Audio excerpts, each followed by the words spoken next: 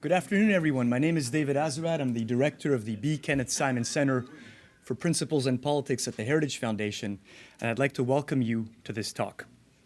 2 centuries after his meteoric rise from poverty and obscurity to founder of the American Republic, an architect of its financial system, Alexander Hamilton is a star again, this time on Broadway.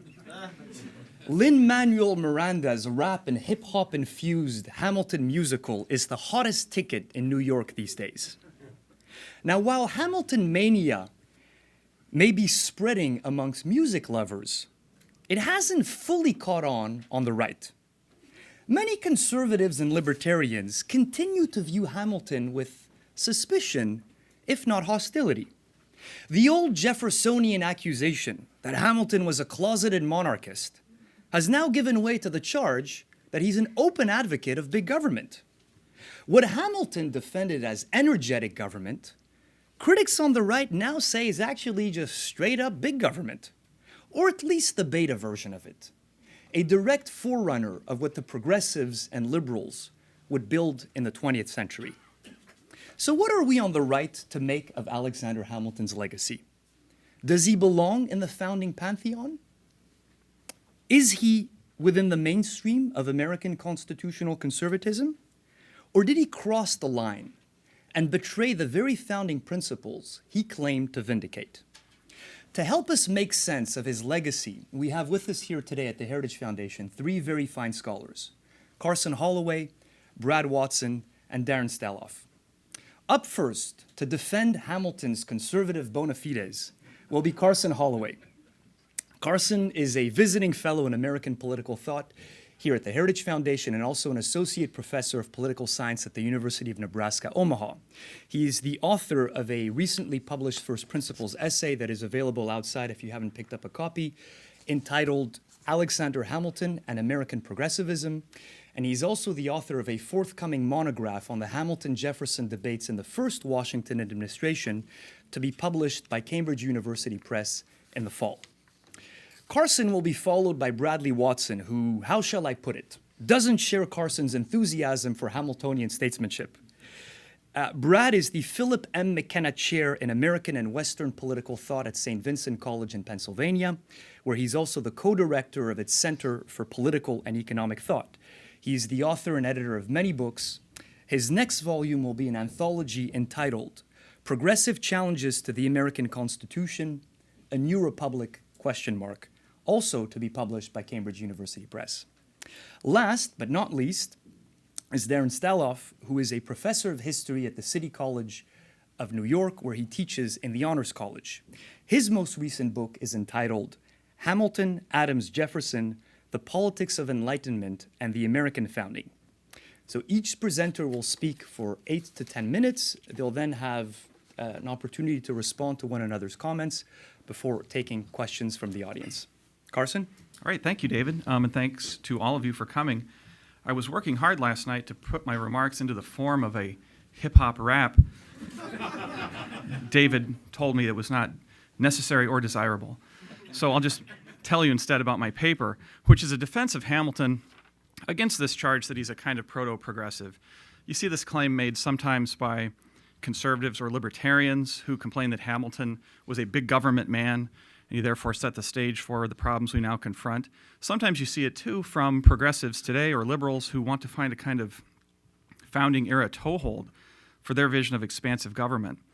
Well, like most wrong ideas, I would say the notion of Hamilton as a forerunner of modern progressivism has some basis in the facts.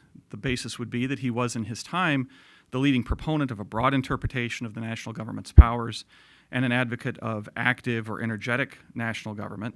And to that extent, he seems to occupy a place in the founding politics that is analogous to progressives' position in our politics. Nevertheless, I would contend that this similarity is only superficial, and that if we look more closely, we'll see that Hamilton's statesmanship was informed by thinking very different from that of modern progressives. And I will just go through and emphasize 5 points that are drawn from my paper. First, Hamilton had a conservative respect for the lessons of experience. Hamilton's reputation as a big government man rests on two policies in particular that he championed during his career as Secretary of the Treasury: the National Bank and a system of government support for manufacturing.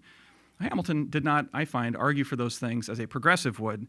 Progressives like novelty and innovation. This is the opposite of the thinking that informed Hamilton's statesmanship.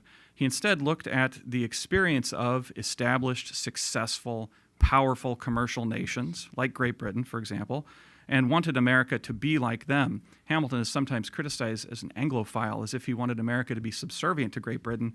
I think it's far more true that he wanted to imitate Great Britain to make America great and independent like Great Britain. And he, again, looked at the experience of these nations and saw important commercial nations have a national bank. Powerful manufacturing nations have taken some steps on the part of their government to build up their manufacturing. And so we should do the same thing. Here I would also emphasize the ends that Hamilton had in view in promoting these policies. I think these were the ends of a pragmatic, nation-building statesman, not the ends of a progressive. Modern progressives are egalitarians. The passion for equality is constantly driving them to seek government of a more expansive scope. This was not at all Hamilton's thinking. He advocated a bank and support for manufacturing because he thought they'd make America a big, powerful nation that would be able to defend itself, and within which individuals and families would be able to make their own way through their own efforts. You certainly don't find in Hamilton's thinking the idea that inequalities are inherently suspect or presumptively bad, as you find in modern progressives. So there's a kind of egalitarianism in progressivism that did not drive Hamilton. My second point, Hamilton had a conservative respect for the limits of an imperfect human nature. Progressives tend to take a very optimistic view of human nature. Sometimes they've been known to argue that human nature is perfectible. When they don't argue that openly, I think they often assume it. They want an infinite amelioration of the human condition led by government or through the exercise of government power. And that project assumes that human nature will not get in the way. Conservatives will often object to these projects on the grounds of they will result in all manner of unforeseen bad consequences. I think progressives tend to wish away those problems or assume them away. In contrast, we find Hamilton talking much more like a conservative, reminding people in his most famous writings about the limitations of human nature. Here's a passage where he says, "The true politician takes human nature as he finds it, a compound of good and ill qualities, of good and ill tendencies, endued with powers and actuated by passions and propensities, which blend enjoyment with suffering and make the causes of welfare the causes of misfortune."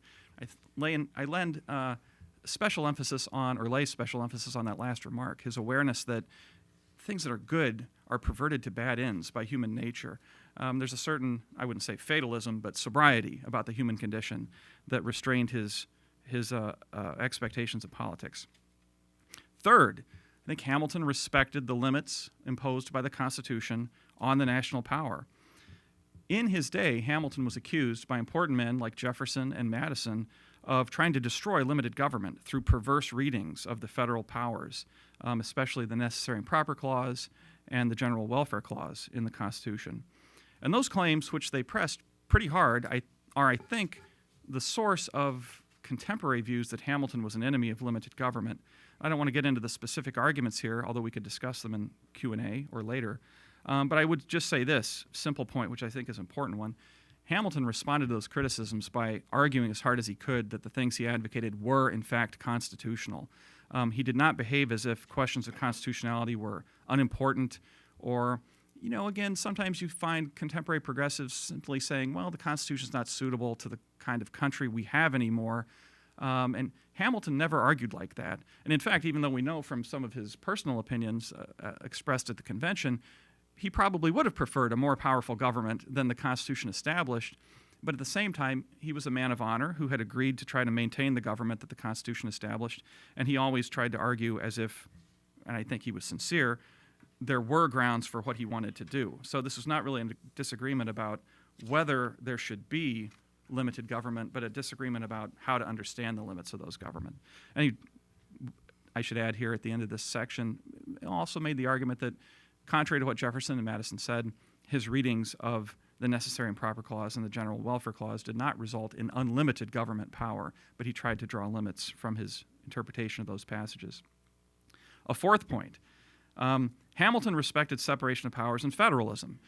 When we think of limited government, we often think of the limits imposed by the enumeration if we're conservatives. But it's important to remember there's also structural limits, right? Separation of powers, federalism create a system of checks and balances that are meant to moderate the exercise of the national power.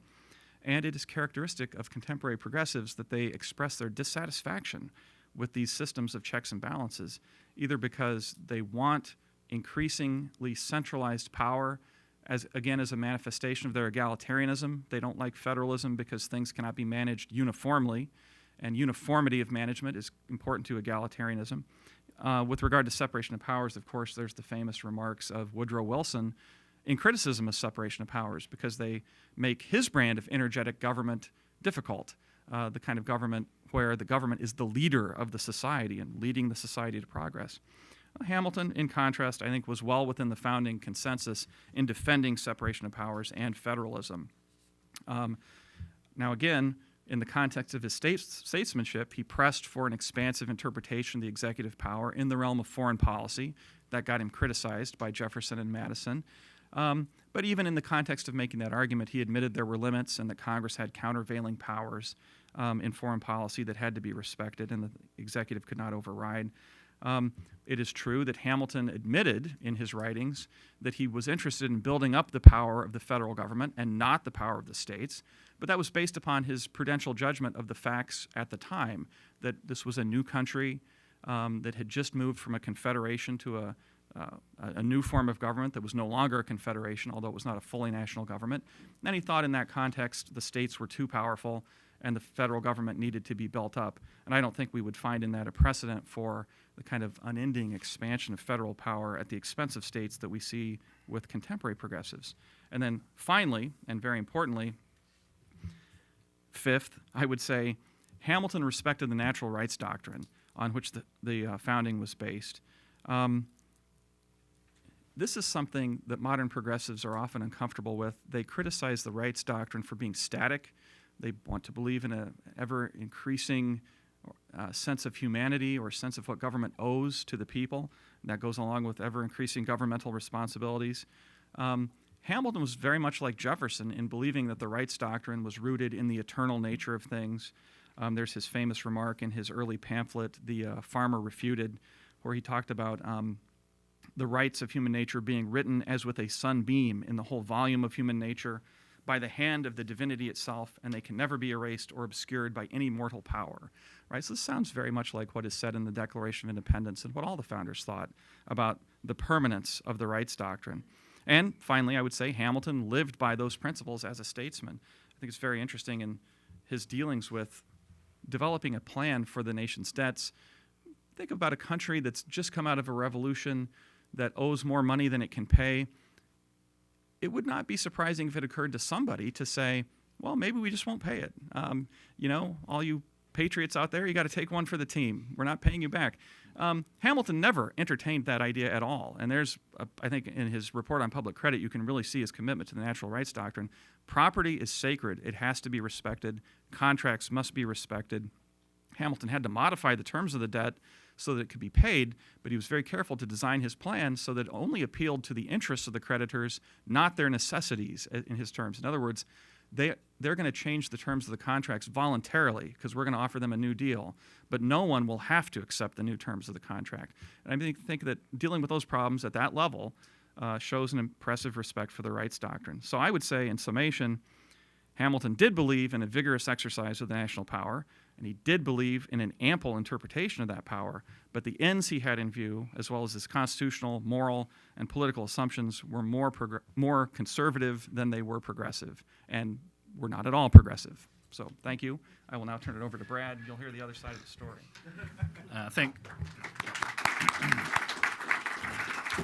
Thanks very much, Carson.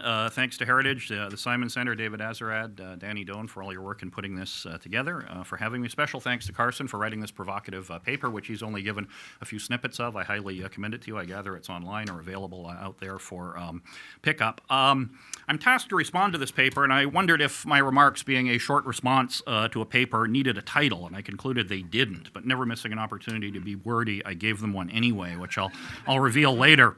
Like Carson, like Carson in his paper, he didn't mention this, but like Carson in his paper, I would want to separate myself from some modern critics of Hamilton. I certainly don't want to position myself with Thomas de Lorenzo by suggesting that Alexander Hamilton was an instigator of crony capitalism. Government cronyism has been around as long as there has been government. Nor do I want to place myself with Herbert Croly by suggesting that Hamilton shared a fully modern sense of, quoting Croly, active interference with the natural course of American economic and political business and its regulation and guidance in the national direction, because he didn't. But furthermore, as Holloway writes, if Hamilton, one of the most prominent among the founders and the leader of one of the two original American political parties, was really a proto-progressive, then limited government and natural rights were not American founding principles, but merely principles held by some founders and rejected by others. So, making those allowances, I also don't want to defend Hamilton either, at least not as much as Carson wants to. Is it really the case, as Carson argues, that the grounds on which Hamilton argued for energetic national government reveal that his thinking has much more in common with American conservatism than with its progressive ideological rival? I don't know if I'm willing to go that far. Carson says Hamilton's vision called for active but not unlimited government, and of this I'm not so sure. Though I do think it's the case, as Carson notes, that he was not animated by any progressive concern with pursuing continual amelioration and equalization of social conditions. I want to claim, however, that written constitutionalism, and therefore a national government of enumerated powers, is impossible, or at least very difficult, on Hamiltonian terms. Further, one doesn't have to personally argue for continual amelioration, Hamilton doesn't, or be personally guided by a philosophy of history, Hamilton wasn't, in order, in effect, to make such arguments and such historicism relatively easy to sustain. All one has to do is undermine the possibility of a constitution of enumerated powers, and this Hamilton does. Calling Hamilton a nationalist statesman, which he was, along with many others of the founding generation, does not exonerate him from this charge. He was a statesman who went from seeing the need for a national constitution to denying the unique bedrock on which that constitution was built. Not separation of powers, but enumeration of powers. This is not so much nationalism as denialism. Carson continues, and I quote him now, "Moreover, Hamilton shared the founders' rather conservative view of the limits of human nature and the dangers of excessively concentrated power, and he accordingly defended institutions like separation of powers and federalism that modern progressives have been quick to criticize. Finally, as both theorist and statesman, Hamilton was guided by the founding natural rights doctrine that progressivism is inclined to jettison," as he's just made clear. Well, all that's true as far as it goes, but it seems to turn Hamilton into nothing more than a Jeffersonian on steroids. We are all Republicans, some on steroids. We are all Federalists. Meanwhile, Hamilton's defense of nationalism via widening the outer limits, let's say, of enumeration does seem to make him at least a partial proto-progressive, a PPP. We need a lot of adjectives here. But putting the two sides of him together, Jeffersonian and proto-progressive, partial proto-progressive, makes him neither one simply. He is rather a Hamiltonian. He is his own creature. But Hamiltonianism, right now, is not what America needs. I'll take Jeffersonianism, at least for now, but maybe any day. For Jeffersonianism at least tries to give constitutional words specific, limited meanings in the context of federalism. No other political, much less judicial philosophy even tries. I will stipulate, for the sake of argument, that Hamilton's three-part Treasury program, which Carson develops nicely in his paper, that is to say, assuming and servicing war debt, creation of a national bank, and encouraging manufacturing through subsidies or bounties, were in themselves conservative proposals. They aimed, after all, at the early stabilization and development of America internally and at giving America a respectable face to the world internationally through the means of a modern but ultimately private and prudent economy. All were aimed at prosperity and defense against potential enemies. None, either individually or collectively, amount to the comprehensive and intrusive attempts at social engineering that characterize modern progressivism. Carson points out that Hamilton never suggested his policies went beyond the Constitution, something he just alluded to again in his remarks, or that they corrected the Constitution by breaking through its improper constraints on government power. Indeed, he did not. But he did rest his defense of the National Bank on nothing more specific than the necessary and proper clause, thus proving the anti-federalist right about the Constitution's capaciousness in the hands of any tendentious nationalist. As both Jefferson and Madison retorted, a national bank might, by some measure, be convenient, though Hamilton's muddled report hardly makes clear why it's convenient, but it is not by any means necessary. As Madison says in his speech on the bank bill on February 2nd, 1791, if Congress, by virtue of the power to borrow, can create the means of lending, and in pursuance of these means can incorporate a bank, they may do anything whatever of like means. Mark the reasoning on which the validity of the bill depends. To borrow money is made the end, the accumulation of capitals implied as the means. The bank, then, is the end, and a charter of incorporation, a monopoly, implied as the means. If implications thus remote and thus multiplied can be linked together, a chain may be formed that will reach every object of legislation, every object within the whole compass of political economy. What of manufacturing subsidies? Why, for Hamilton, the General Welfare Clause at the beginning of Article 1, Section 8 will do just fine. Hamilton says, the only qualification of the generality of the phrase in question, which seems to be admissible, is this, that the object to which an appropriation of money is to be made be general and not local, its operation extended in fact or by possibility throughout the Union and not being confined to a particular spot. Hamilton's response on the bank in his February 23rd, 1791 opinion on its constitutionality is that the only question must be, in this and every other sense, whether the means to be employed, or in this instance, the corporation to be erected, has a natural relation to any of the acknowledged objects or lawful ends of government. I don't like the looseness of this or any of Hamilton's formulations of the same thing, and I do not view them as conducive to authentic American conservatism. They're not truly progressive for the reasons Carson gives, but neither do they offer the constitutional rigor that might cabin contemporary progressivism. To Jefferson, Hamilton further says, rather disingenuously to my mind, by a process of reasoning similar to Jefferson's, it might be proved that neither of the state governments has a right to incorporate a bank. It might be shown that all the business of the state could be performed without a bank, and inferring thence it was unnecessary, it might be argued it could not be done. But on its face, this ignores the enumerated powers logic of the Constitution. That is to say, the assumed sovereignty of the states in all areas which were heretofore allowed them, subject only to narrow exceptions spelled out in the Constitution. This is sovereignty rooted in notions of parliamentary supremacy, sovereignty that accorded with common law and common sense, including the substitution of a legal or artificial person in the form of a corporation, a doctrine long established in English law, and to which the states, but not the national government, were direct heirs. As Jefferson says of Hamilton's report on manufactures, under the color of giving bounties for the encouragement of particular manufactures, it meant to establish the doctrine that the power given by the Constitution to collect taxes to provide for the general welfare of the U.S. permitted Congress to take everything under their management which they should deem for the public welfare, and which is susceptible of the application of money. Doesn't that sound very contemporary? Jefferson sees what's coming. Hamilton does not. Jefferson is the true anti-progressive.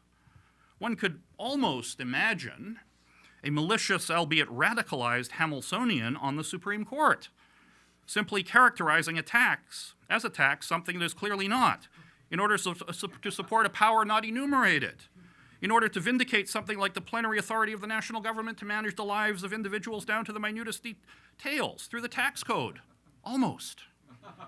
So, Hamiltonianism won't do for contemporary conservatives. Will Jeffersonianism?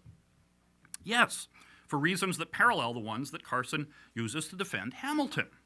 Modern progressive living constitutionalism is not Jeffersonianism, which in fact is quite anti-progressive for 6 overlapping reasons. First, Jefferson still believed in genuine majority rule, the uninfluenced suffrages of free men. Today's progressives are happy to have elites, especially judicial elites, determine where the majority must go. Living constitutionalism implicates, in fact relies on, minority rather than majority rule. Jefferson also believed in nature. Secondly, the laws of nature and nature's God, from which consent, majority rule, derives. Modern progressives deny fixed human nature and unchanging natural truths. Instead, they substitute history and its demands as perceived by elites. Thirdly, Jefferson had what I'll characterize as an optimism about him, to be sure, and a confidence in progress, but he did not assert an all-encompassing philosophy of history with a capital H. through which certain outcomes are preordained, as it were, in which our elite avatars must make their touchstone as they ride roughshod over the actual democratic sentiments of ordinary citizens. Fourth, Jefferson wanted relatively unimpeded constitutional flexibility. Because today's living constitutionalism is such an elite pastime, it's very impeded. Living, yes, but flexible, no, in the sense it throws up high barriers to entry in the game of constitutional change, and it lays down very inflexible, universally, essentially permanent rules in the form of court decisions. Fifthly, Jefferson believed in limiting the size and scope of the state in a way that would preserve its republican character. Contemporary progressives or living constitutionalists are uncomfortable with any limits in principle to state power. They care only about growth and change. Finally, Jefferson's bias, tendency, disposition, whatever you want to call it, as I've said, is to focus on the limiting words and phrases rather than the indefinite ones in the Constitution, to take them in their most natural sense, a fundamental precept of sound constitutional interpretation, I would maintain, especially when applied to a government of enumerated powers. In short, living constitutionalism is not Jeffersonian or Madisonian or Lincolnian, and neither, in fairness, is it fully Hamiltonian, for Hamilton had too much good sense, if an insufficient capacity to imagine how his interpretive canons might be readily abused. Living constitutionalism is rather more Platonic, I think, than any of these, but without the irony or the sense of limits. So, in conclusion, the title of my talk is Farewell to Hamiltonianism, Make Way for the Jeffersonians.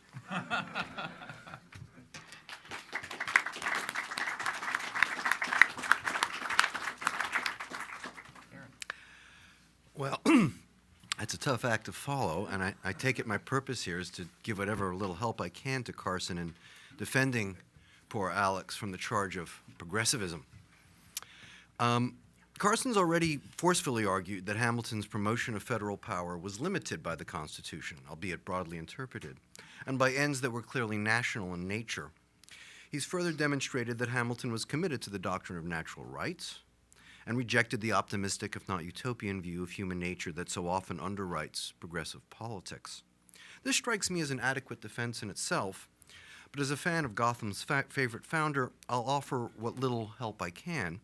First, I have to offer an apology for myself. I'm surrounded by distinguished political theorists and thinkers, and I'm a mere historian. We're good at offering context and detail, at maybe shedding some light on the specific imperatives and motives of individuals, but not necessarily delineating the essential features of ideological movements and projects and showing their earlier forebears. I must confess, for myself, I have great difficulty in figuring out what unifies people in the early 20th century who called themselves progressives or those in our early 21st century. The only thing I can find is a willingness to deploy an administrative form of government with little restraint to pursue a vague, if fervently held agenda of social justice, an agenda whose contours vary wildly and whose limits are rarely delineated. If that is progressivism, I find it hard to imagine anyone can seriously consider Hamilton as a progressive. Indeed, a few notable exceptions aside, Herb Crowley, most progressives have not considered him one of their own. Certainly in my field, among historians, those of progressive proclivities, from John Dos Passos and Claude Bauer and Arthur Schlesinger to luminaries today like Sean Wilentz and Andrew Burston, have expressed a far greater affinity for Mr. Jefferson. But insofar as progressives have claimed to draw on Hamilton's broad reading of the Constitution, a reading that authorized a robust but limited federal exercise of power, and have consequently claimed to use Hamiltonian means to pursue Jeffersonian ends, I'll offer some little help by context and specificity. It's certainly true. Hamilton argued for and exercised broad federal powers, and it's equally true that he was not much of a friend to states' rights. But that's not because he was committed to social justice, but because he was part of an emerging nationalist movement in the Continental Army and Confederation Congress. Those two bodies were distinguished by two features. First, they were made up of individuals from each of the states and regions. They were the first to have a nationalist consciousness, to think of the United States, as Gouverneur Morris did, as a singular rather than plural expression. Secondly, they were responsible for the success of the struggle for independence. By 1780, a sizable number in both bodies had concluded that the states had willfully refused to support the struggle for independence, with the result that, first, the national currency and credit had utterly collapsed, the army was left perennially on the edge of starvation and abandonment, and the ability to pursue the military conflict with Great Britain depended entirely on the financial and military support of France. It was precisely this failure of the states which gave rise to the Federalist movement, which was itself an outgrowth of the nationalism of the 1780s. Hamilton may have been a tad more extreme and outspoken than his fellow nationalists come Federalists, men like James Madison, Wilson, Morris, Jay, Adams, Knox, Lincoln, Washington, in their concern to create a more powerful national establishment.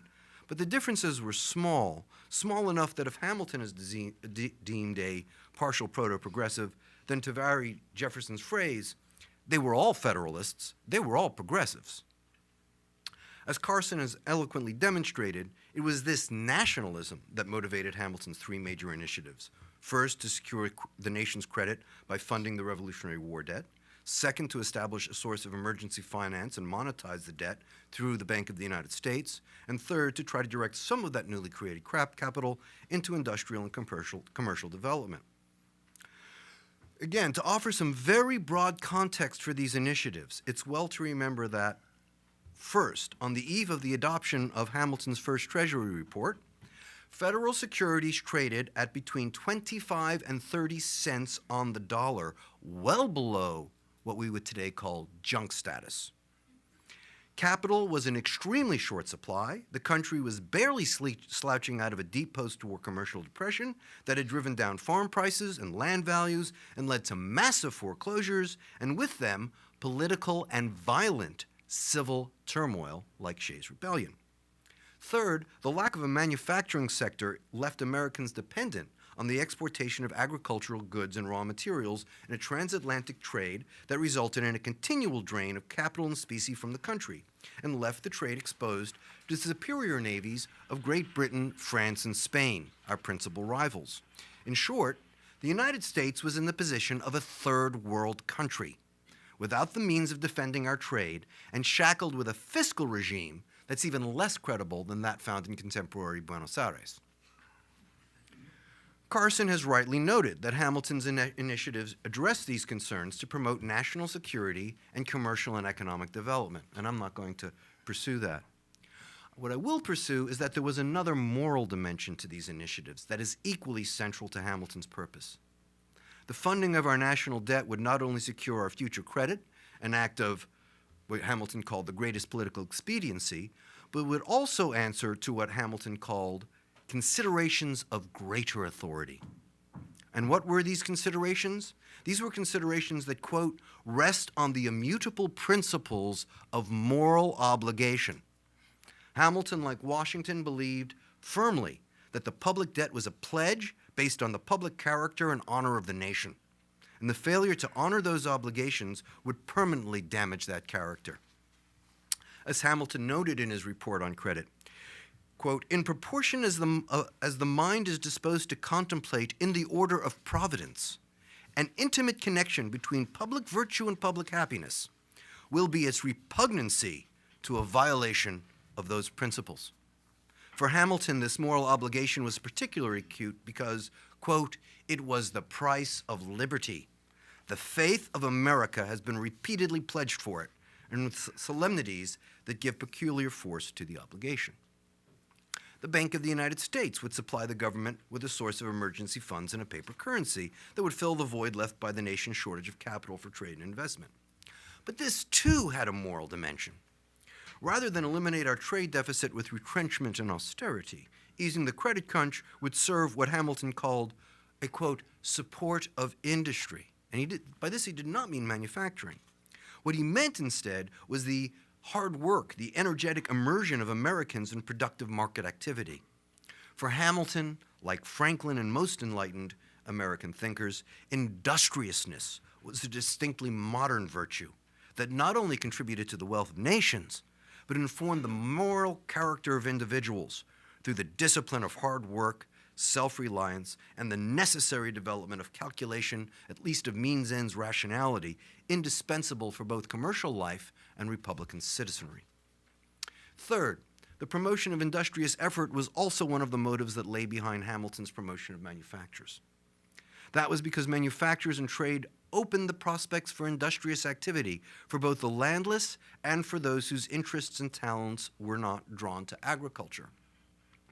And I want to quote briefly, "To cherish and stimulate the activity of the human mind by multiplying the objects of enterprise is not among the least considerable of the expedients by which the wealth of a nation may be promoted. Even things in themselves not positively advantageous sometimes become so by their tendency to provoke exertion. Every new scene which is open to the busy nature of man to rouse and exert itself is the addition of a new energy to the general stock of effort." Nor was this promotion of industrious virtue limited to those directly engaged in manufactures and commerce. Along with Adam Smith, Hamilton was convinced that trade and manufacturing would create markets for agricultural goods, which would spark greater effort, efficiency, and expertise from the nation's farming majority. And I won't read the quote from the report to that effect, but I will point out that this moral dimension to Hamilton's Federalist program, one that sought to use federal policies to promote financial probity and honesty, hard work and industry, and the rationality demanded by market immersion and Republican participation, marks the fusion of modern values and the classical idea of promoting character through the habitual practice of virtue that is central to Burke, Adams, and other founders of modern conservatism. This concern with classical ideals of character and its modern form of honor were central to Hamilton's entire career. As a young orphan and indentured servant, he wrote to one friend that he would risk anything to raise his station, quote, "and would willingly risk my life, though not my character. I would urge that this understanding of personal honor and character informed his willingness to abide by the constraints of a constitution that he felt was insufficiently energetic." As Jefferson himself reported of a private conversation with him in the summer of 1791, Hamilton averred that, quote, "the present government is not that which will answer the ends of society by giving stability and protection to its rights, and that it will probably be found expedient to go into the British form. However, since we have undertaken the experiment, I am for giving it a fair course, whatever my expectations may be." To do anything less would have been anathema to a figure whose sense of public service was grounded in lessons culled from youthful readings of Plutarch and other classical sources. Thus, I would argue, in conclusion, unlike contemporary progressives or the radicals of his own day, including Tom Paine and to some extent Thomas Jefferson, Hamilton's modernism, like that of most conservatives of his time, was conscribed within a horizon of classical virtue. As he wrote of his conflict with Jefferson, and I don't have the exact quote, but I pulled it out of my head as Brad was speaking, "Cato was considered the Tory of his day, and Caesar the Whig. The former died for his republic, the latter killed it." Thank you.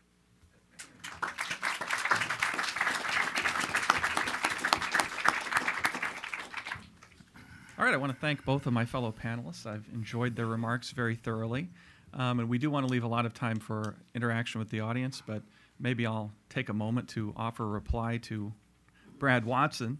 And what came to mind as a way to introduce my reply would be a line from Clint Eastwood's Gran Torino, where Walt tells his young priest, "You came with your guns loaded this time," right? And in fact, it's not entirely appropriate because Brad comes with his guns loaded every time. I was going to say, I'm from Pennsylvania. I always come with my gun. Now, just a couple of quick thoughts. I think you raised the problem of living constitutionalism, and I don't understand you necessarily to be blaming Hamilton for that, but it's worth pointing out for the sake of clarity that I believe you and I and Hamilton and Jefferson and Madison would be united in astonishment at the scope of judicial activism today. I'm thinking here of the creation of rights unheard of through the exercise of the judicial power, and that's something I think that Hamilton would did not envision, and there's nothing in his thought that would invite that, given the sobriety of the scope, or sobriety of his understanding of the scope of the judicial power you see in Federalist 78 and elsewhere. I would defend Hamilton as taking seriously the enumerated powers. It's true that at the beginning of the report on the opinion on the National Bank, the Constitutional National Bank, he gives those general remarks about how an incorporation is a means to any lawful government power, but he doesn't in that remark tell you what are the lawful government powers, and then after saying that, he spends a lot of time arguing in defense of the bank as related to certain enumerated powers like the power to tax, the power to spend, and even the commerce power. Now, the Jeffersonian in us may regard those as stretches, but he was making, I think, a real effort to do that, and it was an effort that was upheld later on by a unanimous Supreme Court in McCulloch versus Maryland with justices on the court who were appointees of Thomas Jefferson and James Madison. And then finally, I agree, of course, because I'm not a big government guy. I agree that we need Jeffersonianism in the sense of skepticism about big government. I don't think we need Jeffersonian constitutionalism, though, because I don't agree with Brad that Jefferson read the words in their most natural and obvious sense. I think he did the opposite of what he accuses Hamilton of doing, which is to read them in an overly restrictive sense, or to bend over backwards to read them in a restrictive sense. I think of just one example, or two examples. The fact that in a cabinet meeting where I expect that Hamilton was rolling his eyes, they talked about the possibility of establishing a military academy. And Jefferson told Washington and Hamilton that he was not in favor of it because it is not authorized by the Constitution. And I say Hamilton was perhaps rolling his eyes because if you have a power to wage war and a power to provide for the government of the military and you have a necessary and proper clause, it seems like a reasonable interpretation to say you would have the power to create a military academy. Jefferson thought that the power, which is enumerated, we talk about doing violence to the enumerated powers. There's an enumerated power to establish post offices and post roads. Jefferson told his contemporaries, that's a power to decide what existing roads will be post roads. It's not a power to build any roads. So this is a man who's, I think, going too far in the other direction. And I think we should be guided by his skepticism of big government, but not his willingness to sort of project his concerns onto the language of the Constitution. Anyway, that's all I'll say about that for now, and I'll let you respond. Very quick response to that. Yeah, notice I said throughout we need Jeffersonianism, not Jefferson. There's a difference between those two things, right? We need a kind of bias, a disposition to look, as I say, to the specific, the limiting words, and link any general elastic clauses to things that are very clearly enumerated. I don't think Hamilton does a very good job of that. For the first reason that Carson gave, he makes an argument that something is related to something else. But the problem with government, the problem which conservatives face, of course, is everything's related to everything else, right? You can always make an argument that something is, there's some kind of relation there. But it seems to me you have to get pretty serious about looking at the kinds of things that are actually specified, especially in Article 1, Section 8, by way of what is allowed and what is really naturally related. A bank isn't necessarily inherently related to borrowing money or raising taxes, as Jefferson says. I mean, it's just not. I mean, our national bank, it's just not. So I'll stop there. Darren, do you want to have any follow-up? Or? I'm very sympathetic to Brad's concerns. As an historian, I'm again defending Hamilton more than Hamiltonianism within his context. I think if we'd failed to adopt the policies we had, the Republic would not have lasted very long. I would also disagree with you, however, on the last claim that the bank is not directly related to the need for collecting taxes, servicing the debt. All the successful commercial republics adopted national banks. We can say it's true you could have funded a military without a bank. We did that during the Revolutionary War, for example. The result was that about a quarter of the soldiers died of starvation at Valley Forge. Another quarter died of starvation at Morristown the following winter.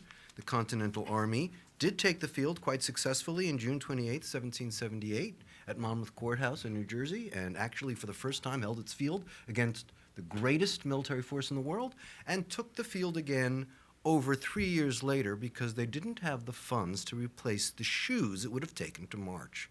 And when they did take the field, it was a result of French loans and a financier by the name of Robert Morris, pulling up private funds to arm a country, and which later resulted in his bankruptcy. Unfortunately, he was bailed out of bankrupt court by Gouverneur Morris.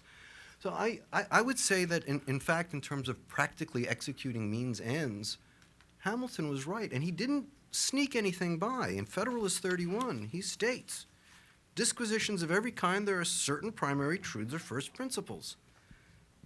Of the same nature, he gives the example of geometry, these natures of maxims in ethics and politics. There can be no effect without a cause, that the means ought to be proportioned to the end, every power ought to be commensurate with its object, there ought to be no limitation of a power destined to effect a purpose which itself is incapable of limitation. Now, those maxims may be false, but if they're not, and they were sincerely held in that radical document called the Federalist Paper, then I don't see how we can charge Hamilton with the excesses of people in the 20th and 21st century. A small response to that. I'm no expert in banking, but I am a political theorist, which means I'm very comfortable making sweeping generalizations with no basis in fact, unlike my historian colleague. Look, it seems to me that state-chartered corporations routinely operate across state lines. There's no necessity for a federal incorporation. You could have a large bank chartered in the state of Delaware doing the same thing, I think, right? Or something like the same thing, or some cooperative agreement among the states to allow it to do that. And there's various ways this can be done that seems to me doesn't impede efficiency or a national economy. Okay, well, why don't we take questions from the audience? And I see we have one in the back here.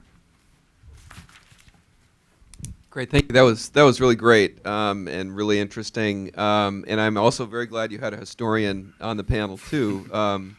So let's kind of indulge just for a second in an exercise here, and that is to put Hamilton in historical context, understand that he probably had three overarching things he had to accomplish with a blank slate that was our country at the time. One was establishing a financial system that helped to establish a system rooted in property rights, which included credit and other types of things that are going to allow kind of expansion of that. He had property rights, financial system, credit, and then national security. I mean, we were in bad shape, and it was a good effort, but not quite sure that we were going to be able to pull that one off again, repeat of the Revolutionary War. So, if you take him out of that context and realize that, listen, we might have to break some China here, ideologically, to get done those three things, and if we don't do that, we're going to end up, in the dustbin of history, right? So cut him some slack in those three areas, and then put him forward into a more modern context and say, kind of leaving that aside, the principles that he espoused generally, how would you evaluate him, and could you speculate a little bit on how that exercise might work out? You want to start? Well, Okay, yeah, you go ahead. I was told I wasn't allowed to cut Hamilton any slack. That was my purpose on the No, no. I mean, yeah. I mean, I am sympathetic, obviously, to the historical circumstances, and you've probably noticed there's really, I think, a lot of agreement on the panel as to what Hamilton wasn't, and all the ways. And I think we all made the same points about how he doesn't seem to align in certain kinds of fundamental ways with contemporary progressivism. My central charge is that that disposition to look to the elastic clauses of the Constitution, or to take the non-elastic clauses and read them as elastically as possible, is a very Hamiltonian disposition. It's the root of, if not all evils, it's the root of 90% of the evils we face in American society today. Could you imagine Hamilton 100 years later arguing for something more, a little more Jeffersonian? Maybe, although my overall sense of Hamilton is, given the vigor of his, desire to get the country off the ground, establish a national economy, establish a strong national government, and so forth, I could easily imagine him going along, being comfortable with, let's say, mid to late 20th century developments in constitutionalism. But my historian colleague could probably speak to that better than I can. Well, I feel uncomfortable taking him too far beyond the age of periwigs where he fits. But I would say, if you're looking for how I think his legacy projects forward in time, the farthest I can read him is through two key figures, Henry Clay and Abraham Lincoln. And I think they are basically, in terms of their understanding of first the Whig Party and then the Republican Party, essentially drawing on Hamiltonian grounds. Into the 20th century, and I lose my bearings, and I will defer to you on that. That's right. Well, I would say if the question is what is my general assessment of Hamilton, I would go so far as to say I think he was generally sound, that he wasn't just good for his time, but that his principles are generally sound. I think there are materials there by which one can come to see the limits of the federal power as well as the need to exert the power. He does, and part of the reason is, maybe I could concede this much, Jefferson might have made Hamilton better in the sense that he confronted him on these things and made him say, well, there are outside limits to the national power. He does say in the opinion on the National Bank, there are going to be some things clearly within the power, some things clearly without, and some things that are arguable. So he's willing to draw a line. And I would also point out, if you're worried about our welfare state today, I think you could put together we don't know what Hamilton would say about that, but Darren did a very good job of talking about how Hamilton was concerned about character and about people being industrious and working, and a government power that was used to in the opposite direction. I don't think he would agree with. What I would say is the big problem with Alexander Hamilton is he was not Alexis de Tocqueville. But none of the founders were. None of them foresaw the central... I mean, they did not see... None of them saw the centralizing passions that would come into being in the kind of country that they had created. You can see it in the Federalist Papers where Hamilton deals with the question, well, is the federal government really going to try to manage things in the minutiae at the level of state and local governments? He says, no, that's beneath the dignity of a great statesman. Statesmen are concerned with managing foreign policy and making sure commerce is flourishing. It's hard to imagine Alexander Hamilton, if you take seriously what he said, worrying about whether individuals had access to health insurance or things like this, because, I mean, he would care about it as a person, as a fellow citizen, but I don't think he would think that's the statesman's job. So that's what I would say in defense of it, and as a limitation, too. I just don't think he foresaw those kinds of passions. That also means he didn't share in those kinds of passions. Other questions? This gentleman up here was, go ahead. Yeah. Since I'm so tall and will block the vision, I'll just remain seated. Robert O'Quinn, I work for the Joint Economic Committee of Congress, and obviously I'm an economist by training and background.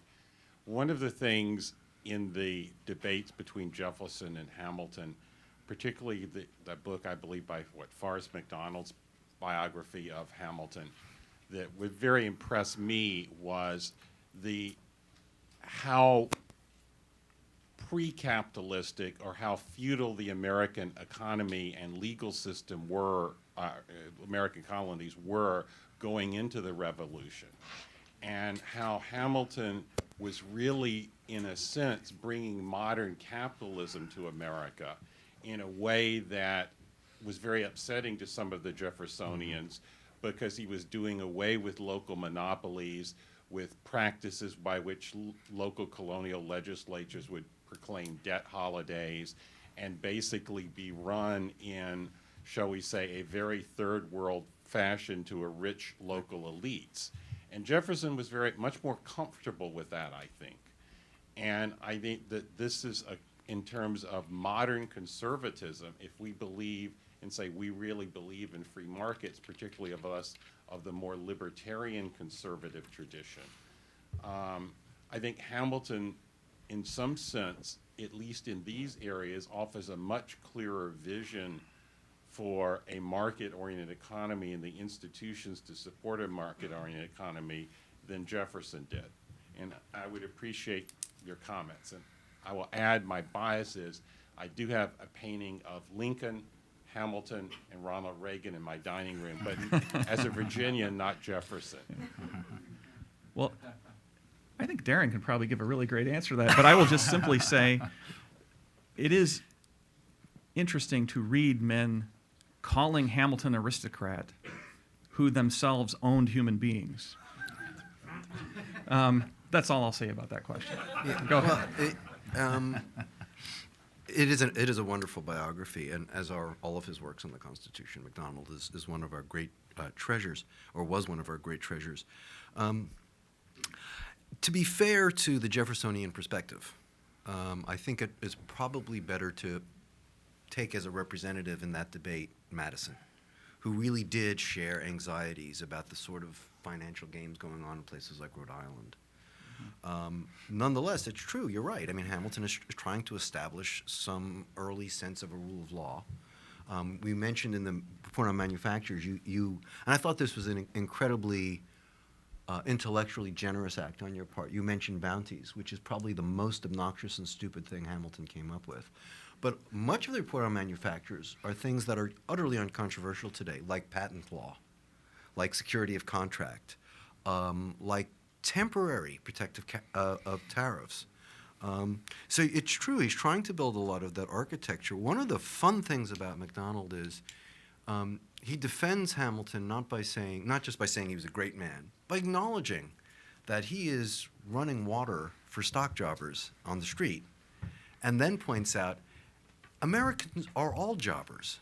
There's stock jobbers on the street and land jobbers in the South. And again, this is, as an historian, it's not particularly deep, but it's just fun stuff.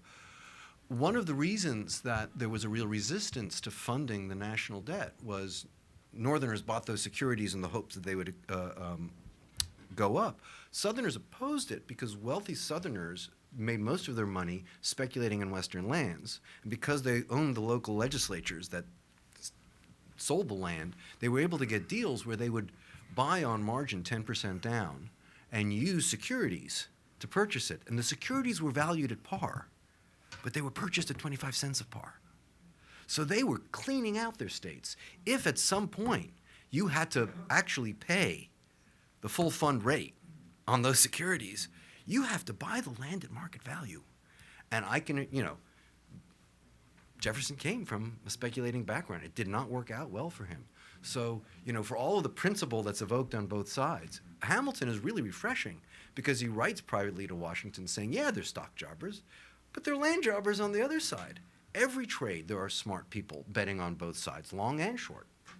And I think that, that was the virtue he had of that financial acuity in a country where, and to be fair and frank for Madison and Jefferson, I've looked at Jefferson's papers. I don't think he understood double-entry bookkeeping, from the 15th. I don't think he could actually do that. He didn't actually know his balances. So in a lot of ways, when they looked at him as this engine of corruption, it was because they simply didn't understand how a balance sheet worked. Go ahead, since you're close here. Thank you all. Great discussion. Garrett Snedeker with the James Wilson Institute. I was happy to hear our namesake mentioned by Dr. Staloff. This question is primarily for Dr. Holloway because he's done some writing on it already, but the whole panel can feel free to chime in. I'd like to ask about an area, and I hope this gets some crosstalk, where progressives may lay claim to Hamilton, and it's in the presumption of constitutionality that Hamilton puts forth in Federalist 78 in instructing how judges would fit within the scheme of the Republic. In Federalist 78, Hamilton does offer the proviso, though, that it's only when you have irreconcilable variance do you defer to a statute's constitutionality.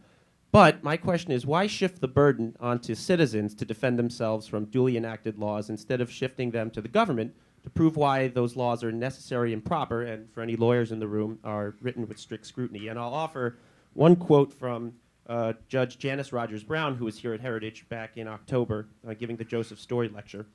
She wrote, she spoke, "Limited government should mean limited judges too, but so long as we have unlimited government, we may need a less limited view of the legitimate role of judges.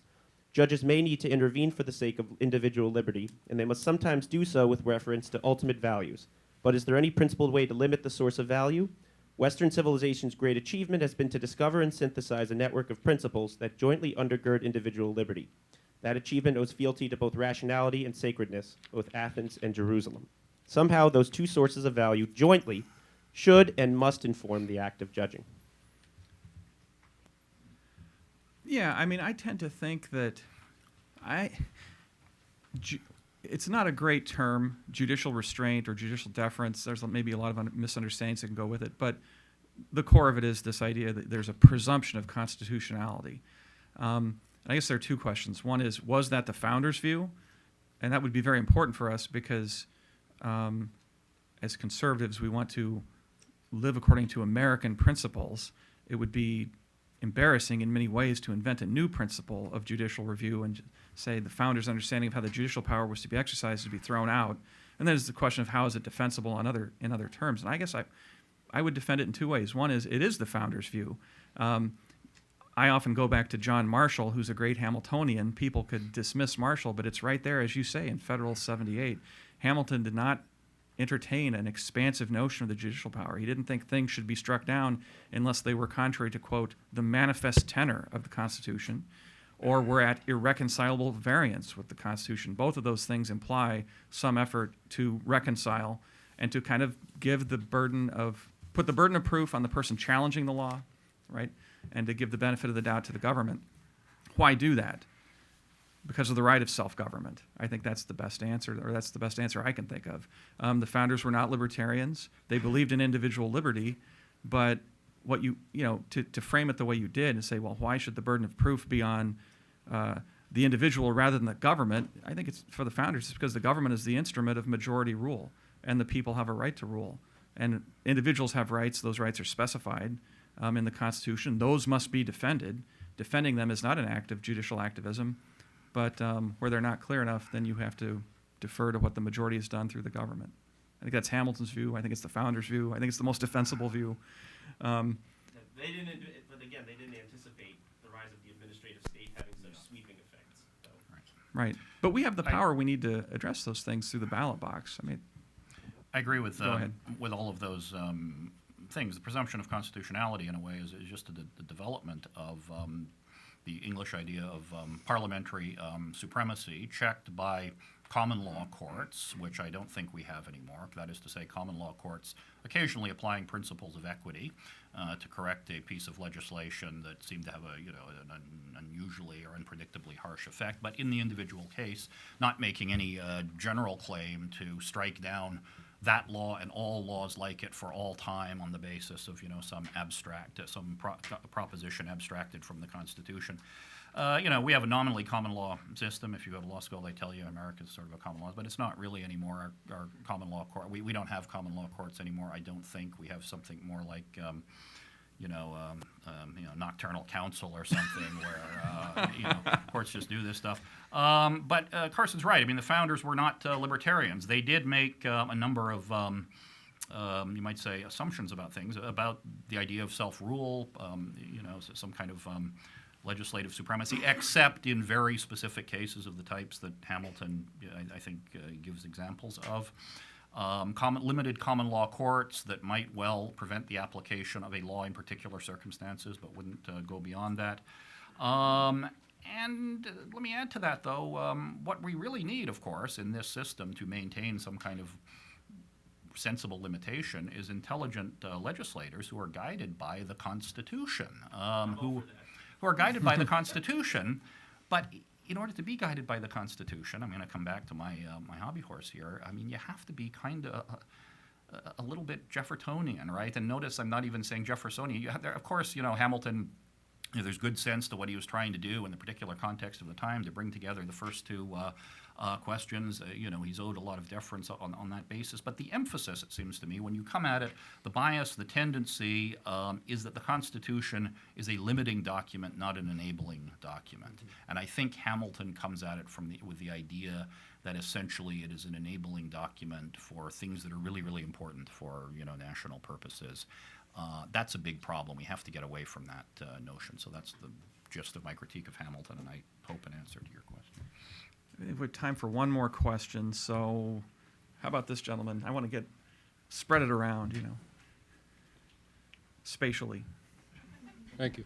Carl Golovin, Andrew Jackson, his farewell address, 1837, he ended the second bank of the U.S., and he wrote very assertively that gold and silver coin were meant to protect the wealth of the laboring class from being inflated away, and if we ever let there be another central bank, that the largest corporations, banks, and politicians would barter away control over the most precious aspects of life and inflate away the wealth of the population. Did Jackson ever comment about Hamilton or write anything about Hamilton? I tend to think he would have thought Hamilton opened the door to us becoming debt slaves to an IOU as money. I don't know if Jackson ever said anything about Hamilton. I do think that as big a difference as there is in terms of their constitutional thinking between Jackson and Hamilton, Hamilton actually shared some of those concerns. It was clear in his reports that he doesn't think it's safe to let a government print money because he says they will just print it rather than pay. He clearly sees there's inflationary tendencies there. And similarly, it was important to him. I mean, in other words, I'm trying to say he foresaw some of these problems. Now, whether he provided adequate safeguards for the long term is another question, and whether we could blame him for not providing safeguards that get out to 50 or 100 years later is another question. But in his report on the National Bank, it's very important to Hamilton that the bank be privately owned, not owned by the government, because that will ensure its financial stability, because the people who own it are the ones who are invested in it. Whereas if the government's going to bail it out all the time, he says it's not going to be able to serve its functions. So I think, yeah, he would be sympathetic to some of those concerns, although he might have found other ways to address them. I don't know if anyone else on the panel. He also did use, for both, I think, the funding scheme and the bank, sinking fund mechanisms to really discipline speculators. That if people tried to either short or artificially drive up either securities or bank stock, he used funds from the post office to go on the market and just give them a haircut, and said, "Look, you're getting 4% return. That's enough. You don't play around with our treasuries. Don't play around with the stock of the bank." But yeah, it was privately owned, and I think it was, to the extent that that the bank did monetize the debt by issuing currency, by issuing banknotes, which, for those in this room know is actually our currency today. They are the same thing. The difference was there was actually fixed legal margins on the gold and silver that had to be deposited. You didn't have ZERPs. You didn't have QE. I don't think that was built in as even a possibility in the first Bank of the United States. All right, well, I think we're out of time, and I want to thank you all for coming.